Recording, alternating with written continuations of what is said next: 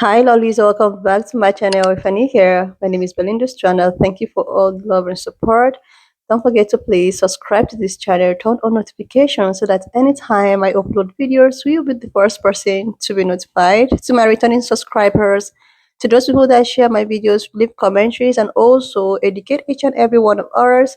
You guys are the real MVP. So lovely. I came across this video on my For You, and I thought to share with you guys where this Filipino American woman decided to come out to call out her own people about how black people have always been there for them, have always been fighting for them right from the 1900s. This got people reacting, and people were like, Black people has always been the ones doing all of the fighting, doing all of the segregation, doing all of the things that people are actually wanted without getting anything in return.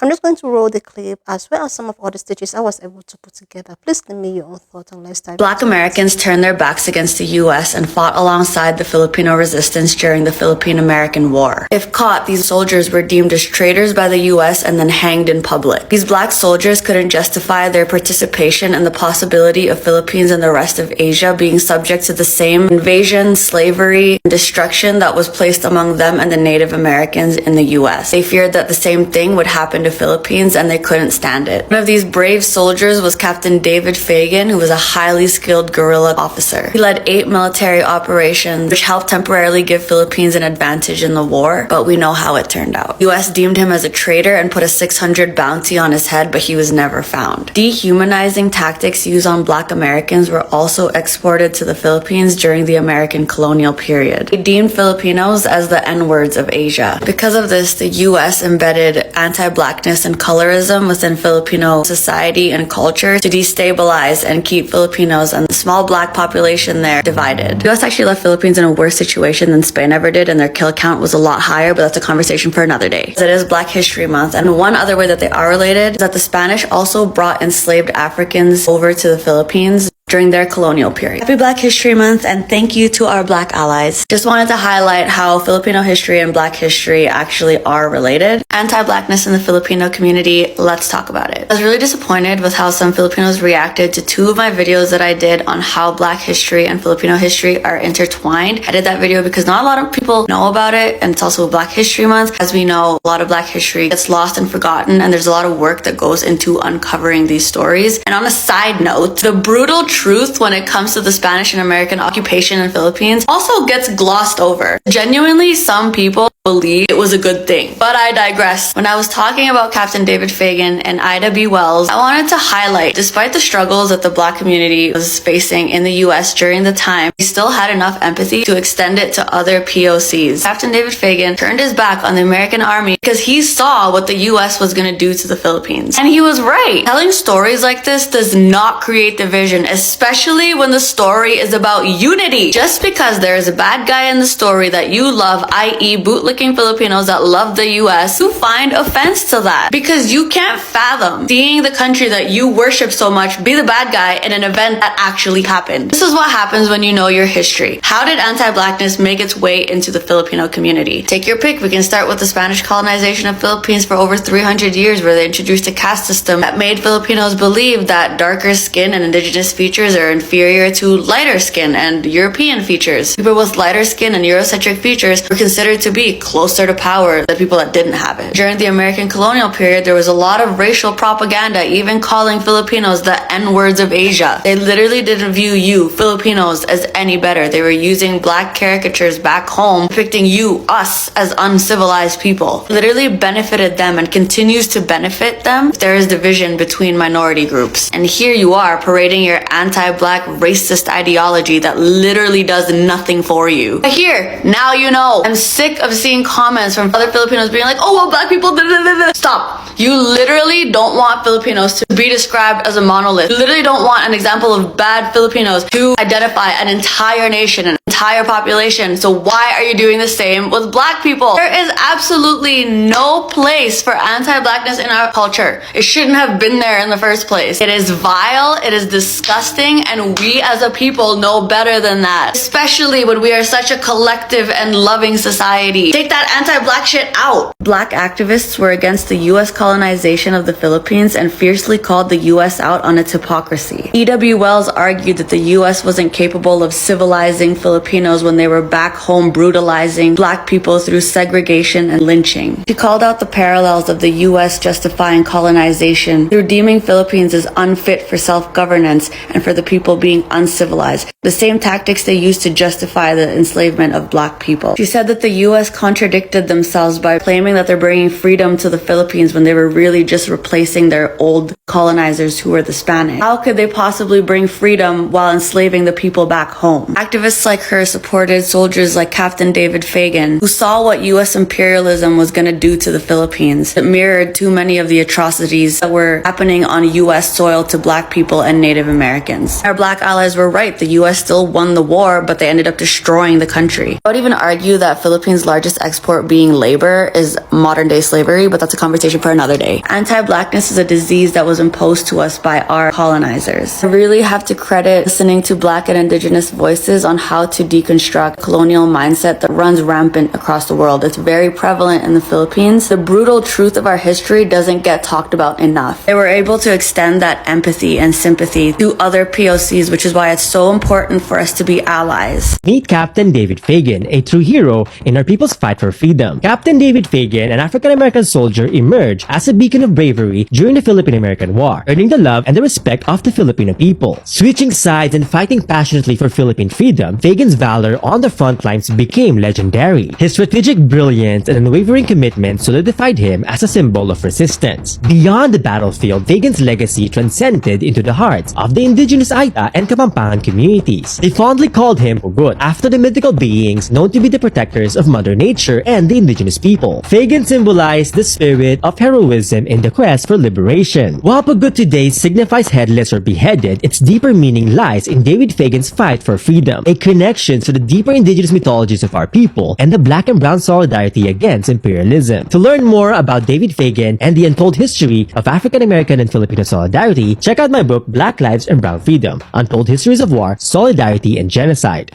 When the United States went to war with the Philippines in 1899, they brought some of their strongest and most courageous soldiers to fight for them, the Buffalo Soldiers. One of these soldiers was David Fagan, and he became notorious during the war because what the U.S. didn't plan on is that once he got to the Philippines and he got fed up with the racism of the U.S. military, both towards the black soldiers that expected to fight for the American cause, but also the racism being displayed towards the Filipinos, who were literally being punished for trying to fight for their freedom and their independence. They had just been colonized by Spain, that was done, and now the U.S. was trying to bring it into its empire, and they didn't want that. In 1899, the First Philippine Republic declared its independence and ultimately declared war against the United States. They were guerrilla fighters. They fought hard, but the U.S. military came in deep. About 4,000 Americans died as being soldiers and about 20,000 Filipino soldiers, but it cost the lives of about 200,000 Filipino civilians. The U.S. military literally gave orders to kill everybody over 10, and they relocated the survivors to camps. The U.S. military destroyed food, crops, homes, everything, basically with the goal to starve the people out and break their will. This was something that was very hard for the black soldiers, the black American soldiers, part of the 24th Infantry Regiment, to see and to even be associated with. David Fagan himself was the child of former slaves that was raised in Florida amidst Jim Crow and all the other horrors, of course, that were happening in the American South following the failed Reconstruction. 6,000 black soldiers were sent to the Philippines to protect America's honor and win the war, but they couldn't even get peace or honor at home. So what was the reason? Fagan was only 21 years old when he got sent to the Philippines. He was strong-willed and kept on clashing with his white officer. He basically said this isn't worth it, deserted, and went to go join the Filipino guerrilla fighters. You see, things were quite different in the Philippines. A lot of these men who had fought, including Fagan, had fought in Cuba first at the Spanish-American War. But it was very different to be fighting the Spanish Empire, to be fighting another colonizer, than to be fighting people that were just wanting their freedom, just like black people were fighting for at home. Fagan was not the only black soldier to desert the U.S. military and go on over to the Filipinos, but he was the most notorious. He was so respected by the Filipino army that they named him a general, and he was leading battles. And he couldn't be caught by the Americans. The New York Times, all the newspapers back home were reporting on him.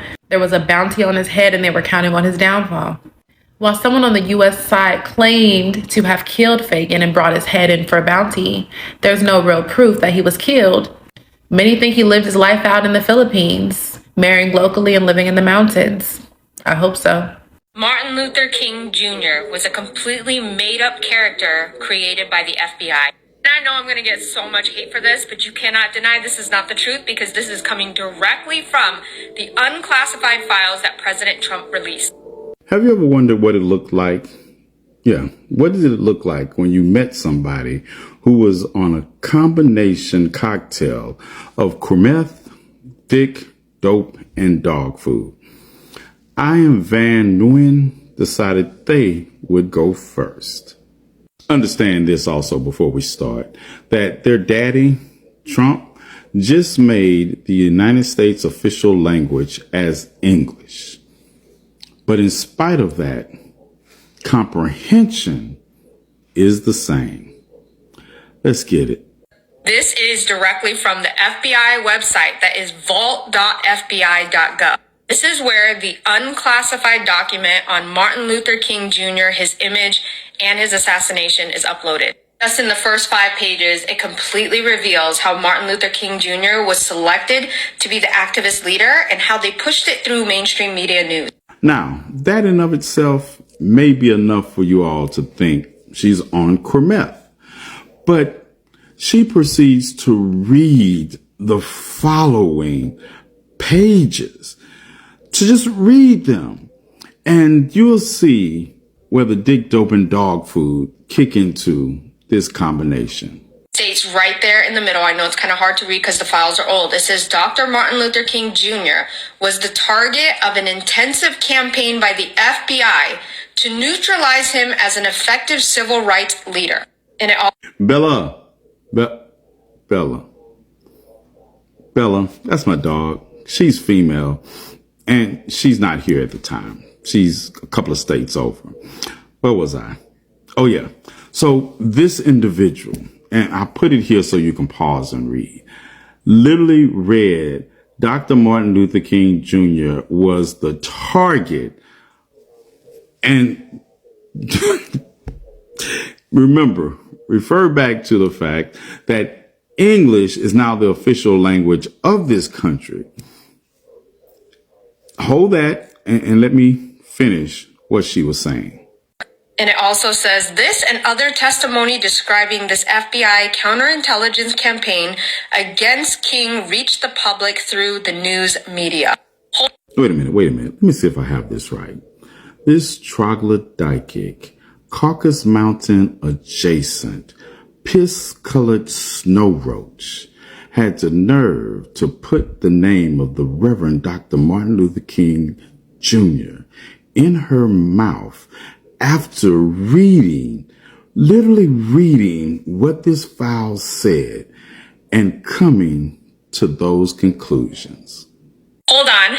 So create a narrative, hire an actor, and then use mainstream media to program it to become the truth. This is just more confirmation that this has been their playbook the entire time. If you're not. Now listen up, because this message doesn't just go for I am Van Nguyen. This goes for all of you all with your proximity to whiteness who think that that's going to save you. Keep the Reverend Dr. Martin Luther King Jr.'s name out your bitch ass mouth. I seriously love this. This is the reason why when people that look like me says that they are done. Like, can you even imagine how long they've been fighting? They are not even fighting for only one particular group of people. They fought for the entire minority group. They fought for the entire people. Like, seriously, they have been doing this for a very long time. They have been the mothers, you know? But What did they get in return? Is anti-blackness? Is everyone, getting them abandoned and still, stabbing them at the, you know, disappointing them and all of that? For this Filipino woman to actually come out and spew this, that probably some of our people never knew. To tell you that Black people have always been fighting, they have always been standing, they have always been the ones to be trusted. But no one have ever had their back. The only thing that they ever get is betrayal. The only thing they ever get is discrimination. Every other person that they've ever fought for, that they've ever stood up for, goes around, being like them. Exactly. And it's just it's so sad that the same people who keep on fighting for the entire people never get anything in return. And when you want to complain, these same people will still expect you to keep on doing what you've been doing for them without any form of appreciation. Black people are the reason why there are so many minority people who are able to, migrate and all of that. The reason for migration, that's the reason why people are being even treated fairly. They fought for it. Their forefathers sacrificed for it. All of the privileges that all the minority group has today, their forefathers fought for it. But what did these people still get in return to today is betrayal. And for the very first time, they are just standing low. They just want to pause a little bit and see if anyone would take up that fight. It's so disappointing that nobody is ready to take it up. Everyone is still folding their arms, waiting for people that look like me to take the first step. They are waiting, calling upon them. Oh, can save us. Oh, can do this for us. Oh my God, can do this. Why not help us? Why are you keeping silent? Why are you not helping us? We were there. No, you were never ever there for Black people. Black people have always been the one there for you. What are you doing in return? Nothing. You still just want them to continually doing for you and doing for you without getting anything in return. They are still resting. They are still minding their business. They are still building themselves. The floor is actually open for you to pick up and do your cars. They are done. They are resting. They are in their resting era right now. They are in their skincare era. And it's as if things are just being stagnant. Nothing is happening. People are just all over the social platform complaining upon complaining of this administration, this, administration, that, and nobody is doing anything because they are waiting for the people who are known to come wash away everyone's battle. Yeah? No, this time around, they're still standing on business. They're still standing on business no matter what you do. I like the fact that so many people now are coming out to recognize that, we don't blame these people for actually standing on business. We don't blame them for choosing to choose themselves because they have been doing this for a very long time. The only people I get a little bit upset with is the fact that some of these, Mexican people makes video and talk about how Black people are not helping them and all of that. But you guys know that these people have been there for you, have been helping you, but for the very first time, they want to choose themselves first. They want to choose themselves. They want to relax and see what you can do for yourself. Okay, let's talk about these Nebraska people that are like, no, does anyone care about Nebraska? No. Why do you expect people to care about Nebraska that you don't even care about yourself? This is why Black people are staying low. It's as if all of the togetherness is like Black people want it the most. No, they don't want it. They can survive anyway in any atmosphere. Black people can survive. Seriously. Anyway, lovelies, why not just leave me your own thoughts in the comment section of what you think of this video. And please do not forget that we do not support any form of bullying and harassment. We're just here for educational and informative purposes. So guys, if you've not subscribed, do your girl a huge favor to click on the subscription button, like, and I will see you lovelies when I upload the next one. Your own thought in the comment section of what you think of this video. And please do not forget that we do not support any form of bullying and harassment. We are just here for educational and informative purposes. So if you've not subscribed to this channel, do your girl a huge favor to click on the subscription button, like, and I will see you lovelies when I upload the next one.